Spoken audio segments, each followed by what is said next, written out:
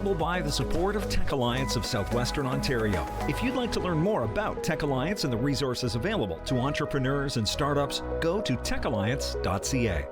My name is Ken Eastwood. Thank you so much for joining me.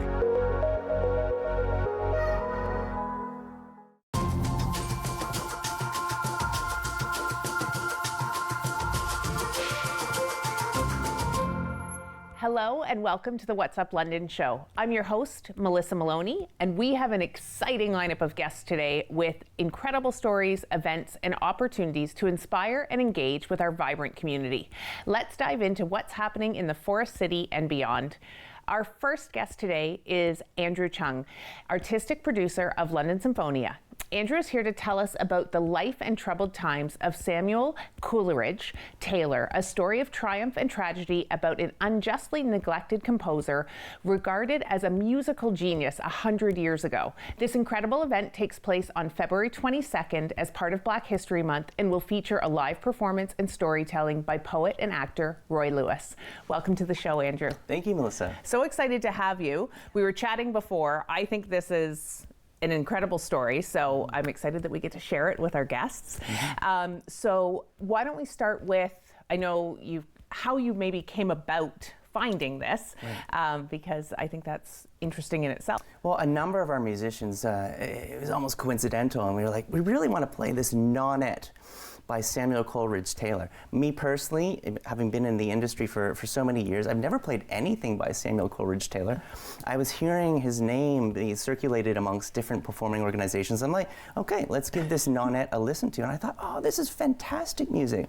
So, I thought, let's create a concert around this, but how are we going to deliver the story of this neglected, long neglected composer, Samuel Coleridge-Taylor? So this is someone who, in today's day and age, we know of Handel's Messiah, how popular that is.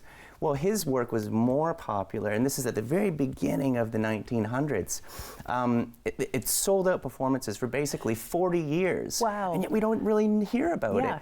So, this is someone who met the President of the United States, is a British composer, was very respected by the English establishment, and then who knows, what happened to him.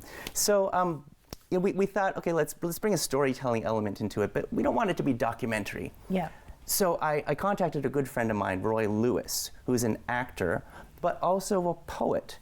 And so Roy got looking at the background. He's like, you know what, Andrew, I think we have something very special here. I would love to try writing something. So writing almost historical fiction. And what he ended up with was a series of diary entries from Samuel Coleridge-Taylor and from the people who we knew that he was around. There may not be evidence that he had direct conversations, but Roy has kind of extrapolated and woven this almost like a fiction, historical fiction, mm-hmm. Based on his life. It's so interesting because it really makes you wonder, how does somebody who was this popular mm-hmm. just vanish, and where did the works go? Yes. So it's neat that you guys are going to tell that story in a different way. I'm curious, with these journal entries, how are they being delivered? Is it like a monologue with music in the background? Am I asking too much? Am I giving away the secrets of the show? That's all right. So how is it being delivered? Well, Roy will embody the different characters who are writing, who are thinking, who are writing to, Samuel Taylor's family, upon his passing, like the King George himself, wrote to his wife and said, gave condolences. So we will hear the voice of Antonin Dvorak, the Czech composer who spent 3 years in America. We will hear the voice of Edward Elgar, cheering on this young composer who's just so full of life and vitality. And many people regarded him as the African Mahler. Now that's an allusion to Gustav Mahler, the well-known Austrian composer. So he who existed around the same time. So he had this huge amount of credibility. And I just can't wait to hear Roy deliver these lines. Roy's poet. So in some of the diary entries of Samuel Coleridge-Taylor, he has just created the most beautiful, almost effervescent poetry that will help to illuminate the story, and it's just so touching. Does he have a sound that is unique to him as you started to explore his works? The sound of his music? Yes. Well, it sounds like a blend of English music, but definitely with undertones of his African heritage. So his father was from Sierra Leone, a physician, and his mother was white from England, but he was very fascinated with what he was hearing from America, coming from America. And at the same time, of course, there was this great exploration of African American music and its spirituals, jazz. So you hear little hints of this within his music, and there's 2 piano pieces as well, which will form part of this texture that we've created. It's almost like a whole new artistic form. Amazing. Okay. I'm super excited. Now, how do people get tickets? Well, they need to go to our website, which is londonsymphonia.ca. That's symphonia.ca. And then they can just book the tickets there. So our concert is performed live, and then 1 week later, we release a streamed video of the concert. It's beautifully curated by our production team. Wonderful. Thank you so much for sharing the story with us today. As you know, I'm super excited and will be joining for sure. Thank you, Melissa. Thank you so much. We'll be right back.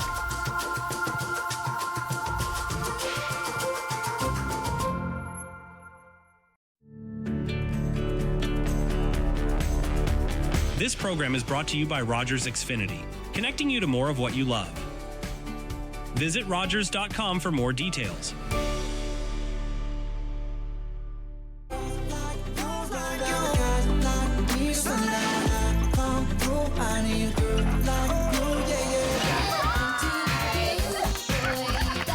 Your happy place. Easy 1013, the perfect music mix.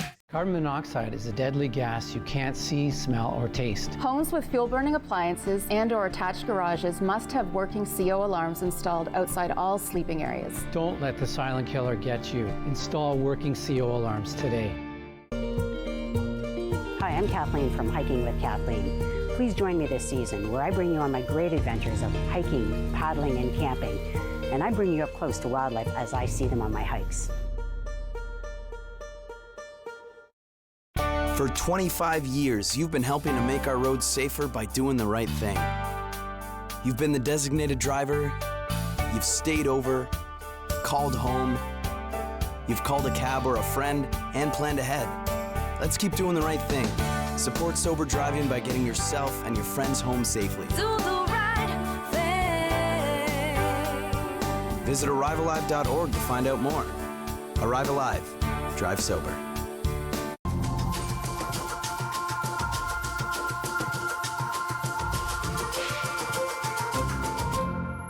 Welcome back. Our next guests are Dr. Shelley Stack and Donna Kosmak from the Middlesex-London Health Unit. They're here to discuss the vital connection between oral health and overall well-being. Today we'll highlight some programs like the Ontario Seniors Dental Care Program and Healthy Smiles Ontario, offering free dental services to low-income seniors and children, and how the MLHU can be a part of your care team. Welcome to the show. Thank you. Excited to have you both. I knew nothing about this program, so why don't we start with the importance of oral health when it comes to total well-being and overall health? Oral health is health, and Canada's coming along in connecting the two. It's vital. The connection between oral health and cardiovascular health has been well established, and between diabetes and periodontal or gum disease has been well established that they influence each other. Having a good start in life, taking care of your teeth, particularly children's teeth. It's often thought that baby teeth might not need to be fixed if they got cavities because they're going to fall out, but the teeth that kids get when they're 2, those molars, aren't going to fall out until sometimes they're 12 years old. So they need those teeth for 10 years. Yeah. And getting a good foundation of oral health care is very important. And on the other end, taking care of our seniors, the quality of life can truly be improved with good care. Amazing.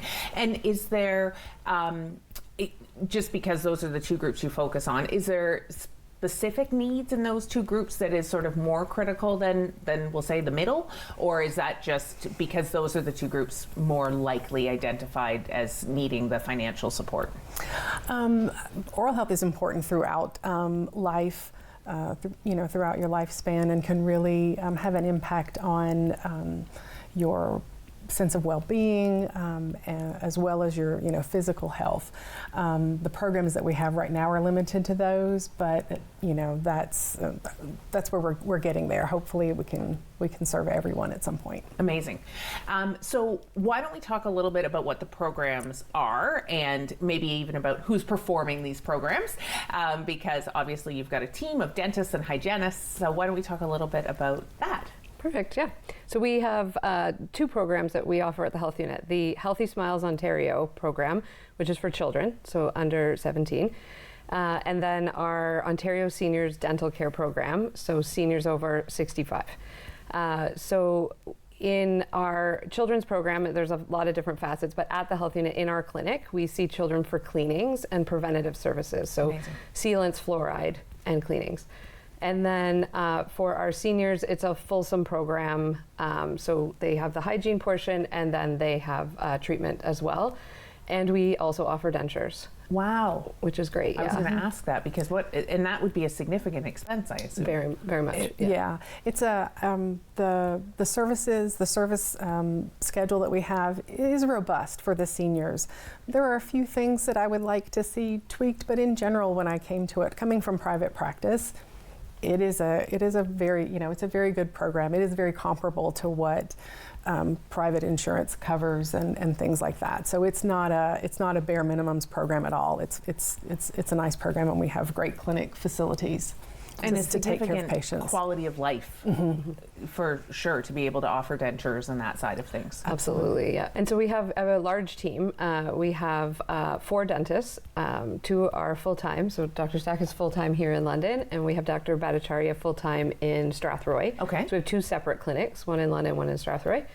And then we have 14 dental assistants, and 10 registered dental hygienists, and 6 clinical team assistants and a program assistant, and myself as the manager and 2 associate managers. So we're a large team, and of all very highly trained staff here to help everyone that comes into our clinic.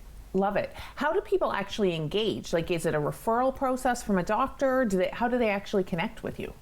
So we have these, we're trying to promote the program, partly why we're here. So we've made these postcards. So we're distributing these through family doctors, but they don't need to be referred. So for the Ontario Seniors Dental Care program, you can find the link on our website. But it's the Ontario Ministry of Health. Yes. And you would just fill out an application. And then once an individual gets their card in the mail, similar to like an OHIP card, they just call us and book an appointment. Awesome. Yeah, and for the kids, kind of same process. It's paperwork. So it is government paperwork. It's tiny font and lots of pages. So if people need help filling it out, they can come to the Health Unit and we can book them appointments and fill it out for them. Great. Yeah. And I know we need to wrap up, but I also think it's important to talk about how many languages you can serve, because I think that's really important. It's very important to be able to connect with our patients and develop a sense of trust for kids and for adults. So we have more than 10 languages spoken on our team, and we also have access to interpreting services if we ever need them for anything. So that's just the nice luxury of being at the Health Unit, is we have such a large team. We have access to great communication tools. Amazing. I'm really glad we were able to share this out today, because I had never heard of it. I'm guessing lots of people haven't. So thank you so much for coming. And people can also get teeth if they would like to help promote the program. Absolutely. Yeah.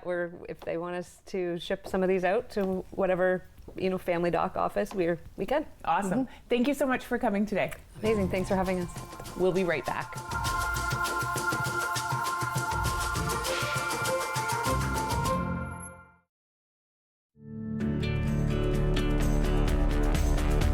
This program is brought to you by Rogers Xfinity, connecting you to more of what you love. Visit Rogers.com for more details. Jeff from Chillin' and Grillin' with Jeff here, and we are back for another incredible season of Chillin' and Grillin' with Jeff. We're gonna tour some amazing backyards. We're gonna meet up with some great folks, and we're gonna cook some incredible food. Join us Thursdays at 7:30 for Chillin' and Grillin' with Jeff. Think before you say it. Don't wind up like me. Imprisoned by your tongue. Doing 1 to 3. Is that with good behavior? You got. Hey, you want to see a show on Rogers TV that doesn't feature any human stars? Well, you've come to the right place. Watch Crumpet Corner, this brand new show full of laughs and, weirdness, chaos. Everybody knows not to drink and drive, but some people still think it's okay to take drugs and drive. Police have the authority, the ability, and the tools to determine if drivers are impaired by legal or illegal drugs. And because drug-impaired drivers can pose just as great a risk as drunk drivers, they face the same penalties, like the loss of their driver's license, a criminal record, fines, and more. A message from the RCMP, the Canadian Association of Chiefs of Police, and Arrive Alive, Drive Sober.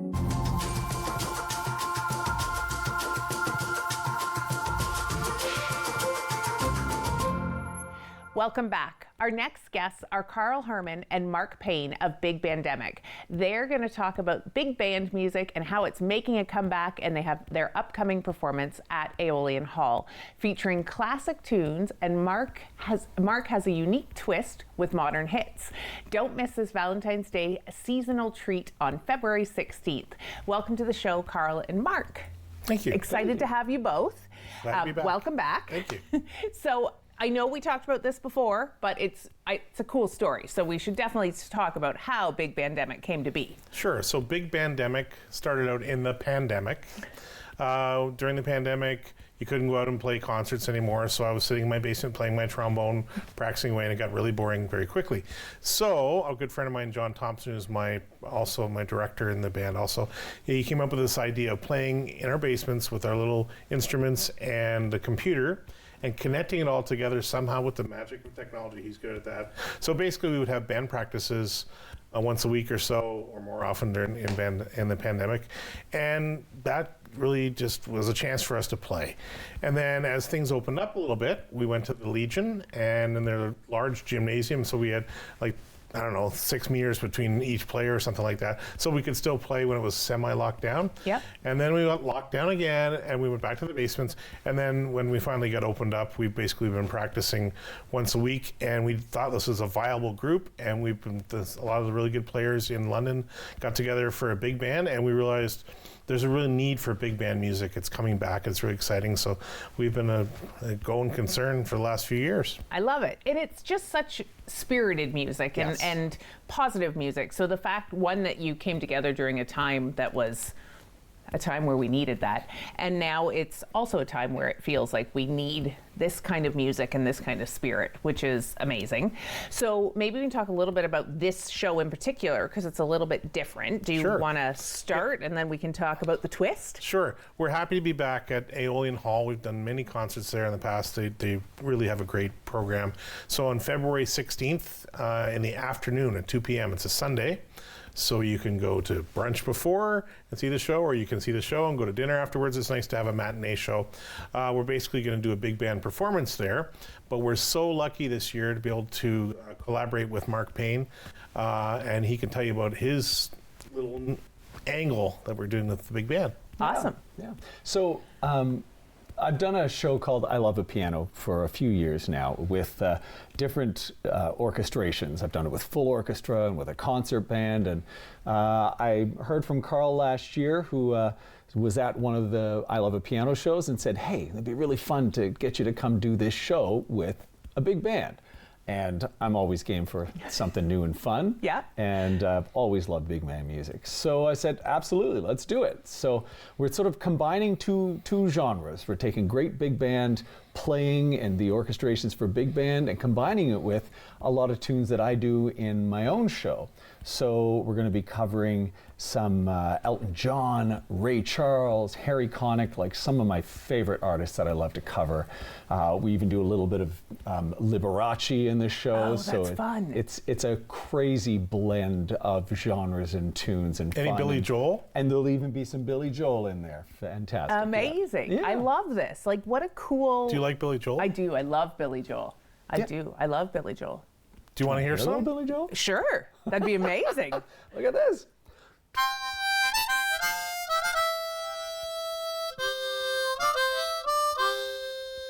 Sing us a song, you're the piano man, and you got us feeling all right. Love it. This is good. I feel like I need to like stand up and applause. I just love this concept of bringing the two sounds together. How many artists are involved in this time around? We got Big Bandemic is 17 pieces, just a standard big band of trumpets and trombones and saxophones and a rhythm section. Yep. And then we've added Mark's going to play piano for us in all the tunes. Awesome. So he's been playing everything from all the standard big band repertoire, In the Mood and Begin the Beguine, all those sorts of songs, and we're throwing the new stuff in. And they have a gorgeous 9-foot concert brand to all in, right at the front of the stage. And I can only imagine the sound at the Aeolian with this combination. It's going to be incredible. And if you like dancing, they've created a little space there where you can go and you can dance too. So, how can people get tickets? The easiest way would be on bigbandemic.ca, our website, or you could go on Aeolian's website, and there's tickets available. Thank you both so much for coming in today. Our we are pleasure. going to send everybody to the website, and definitely will fill the house. Thank you so much. Thank you.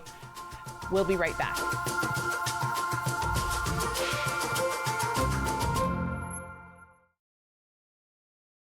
On the next issue of Fanatics,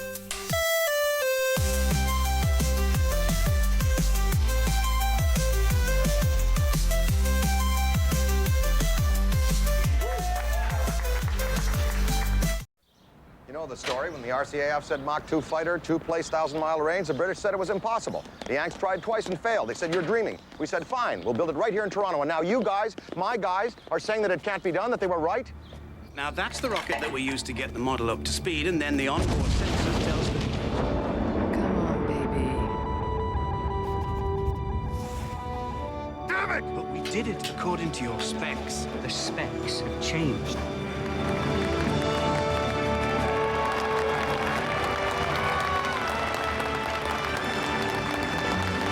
We did it. Arrow 201.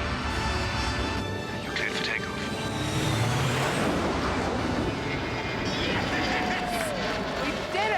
Although the government cancelled the project and destroyed the prototypes, the Avro Arrow remains for Canada a world benchmark in aerospace achievement.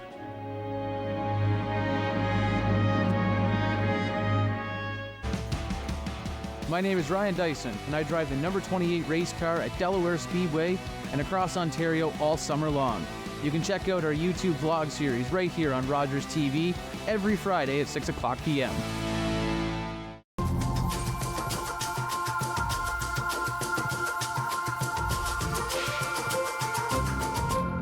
Welcome back. Our final guest today is Sean Bates, owner of Hammerlock Pure Wrestling. Sean is here to tell us about their family-friendly wrestling events, including the February 8th show at L'Arche London Gathering Place, where wrestling stars like Bhupinder Gujjar will take the stage. He's also going to tell us a really fun thing to share about a movie called Steel Town.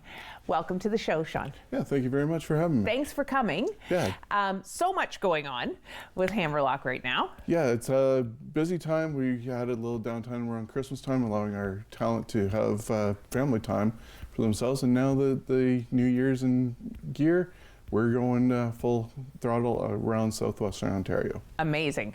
So this event that's coming up on the 8th it's pretty special in terms of who you have wrestling that night. Yeah, it's our first event of the year, and unfortunately Brian White, who's a counselor in Sarnia, is injured. So we did a little calls around, and we got Bhupinder Gujjar to come. He is an Impact Wrestling or TNA Wrestling superstar, and from Windsor, he's coming here and representing Chem Valley Wrestling, which is owned by Brian, to go against our champion, Vikram Prasher, who's been running a little roughshod around our area for the last year or so. Okay, so it's supposed to be an exciting match, I assume. Yes.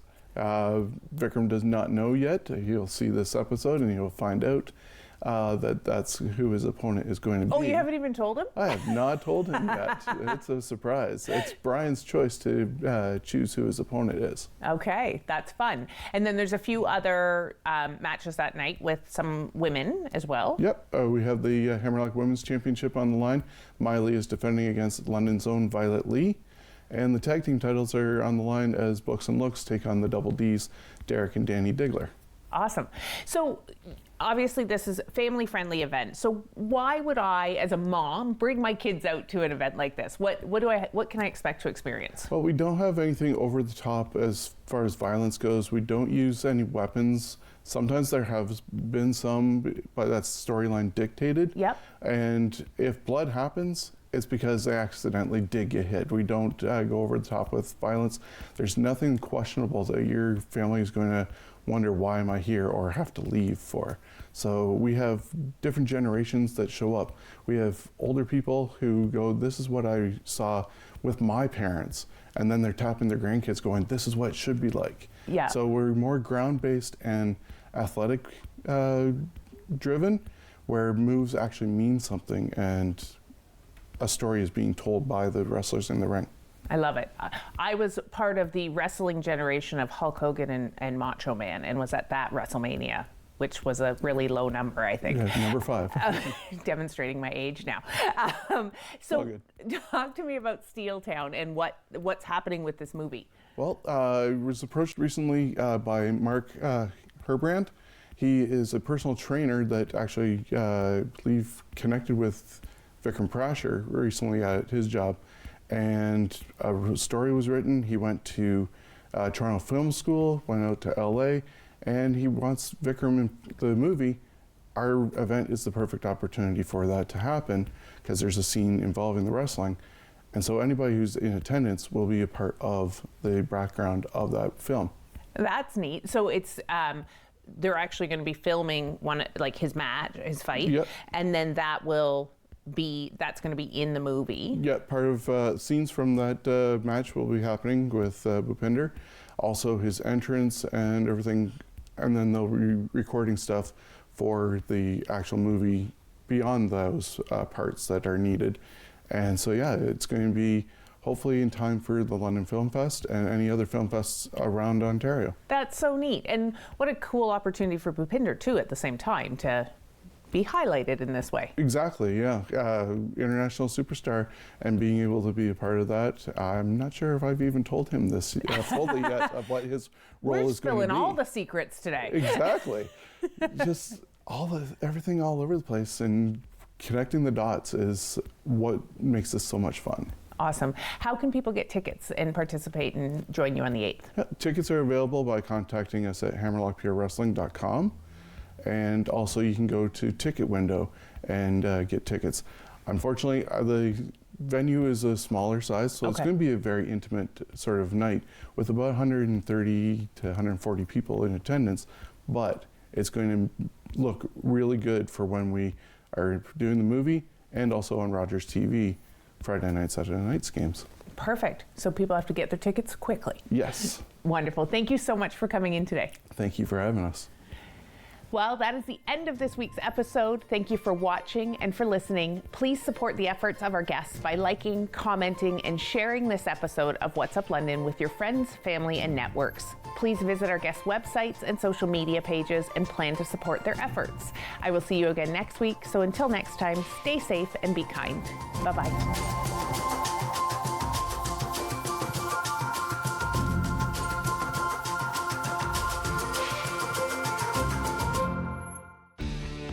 Connect with us by visiting our website or email us at comments@rogerstv.com.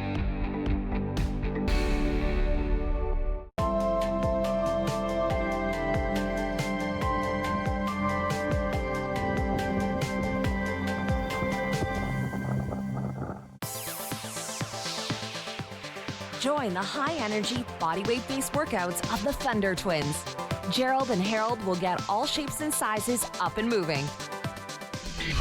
You just don't go down as low. No. We want you to cross your body, though, and do a slight bend. Catch the Thunder Mondays at noon.